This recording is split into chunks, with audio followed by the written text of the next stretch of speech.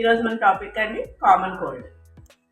అదే మామూలుగా వచ్చే రొప్ప వస్తుంది కదండి. మనం ఎప్పుడైనా వర్షంలో తడిచినా లేదంటే కొంచెం చల్లగాలిలోకి వెళ్ళినా రొప్ప వస్తుంది కదా, అలా. వెల్కమ్ టు సుధారన్న హోమియో మీకోసం డాక్టర్ పద్మజ. ఇంకా దీనికి కారణాలు చూసుకున్నాం అనుకోండి, ఎక్కువగా ఇది అప్పర్ రెస్పిరేటరీ ట్రాక్ ఇన్ఫెక్షన్, అంటే గొంతు యొక్క ఇన్ఫెక్షన్. అంతే, చాలా నార్మల్ థింగ్. అంటే మనం బయటకు వెళ్ళినా ఎవరైనా తుమ్మినా సరే ఆ డ్రాప్లెట్స్ వల్ల కూడా మనకి ఇన్ఫెక్షన్ వస్తుంది. సో మనకి శీతాకాలాలు, వర్షాకాలాలు ఇలాంటి వాటిలో కొంచెం మాస్క్ ఎక్కువ వేసుకుని వెళ్తేనే బెటర్. ఎందుకంటే ఎయిర్లో ఏ డ్రాప్లెట్స్ ఉన్నాయో మనం చూడలేం కదా. కాబట్టి ఖచ్చితంగా ఇలాగా మాస్క్ వేసుకుని వెళ్ళామనుకోండి, అది చాలా మనం అవాయిడ్ చేయగలుగుతాం ఈ రొంప రావడాన్ని.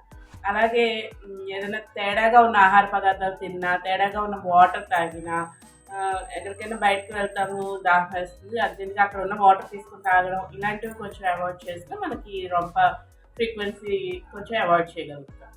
నార్మల్ కోల్డ్ అండి. దీని లక్షణాలు ఏముంటాయి? గొంతు నొప్పి అండ్ ముక్కు కారడం లేదా ముక్కు బ్లాక్ అవ్వడం, మొహం అంతా పట్టేసినట్టు ఉండడం, లేదంటే తలనొప్పి, లైట్ ఫీవర్, ఇవన్నీ కామన్ కోల్డ్ సిమ్టమ్స్ అండి. దీనికి ఒక 2 days ట్రీట్మెంట్ అయితే సరిపోతుంది.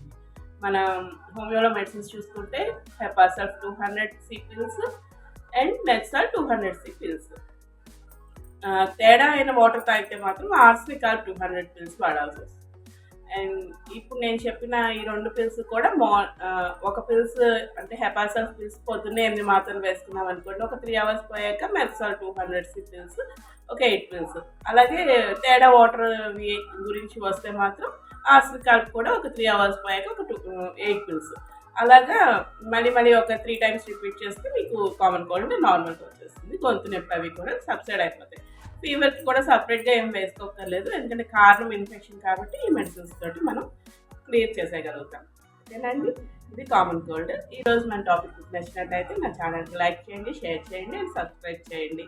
బెల్ ఐకాన్ పుష్ చేయడం మర్చిపోకండి. Thank you so much.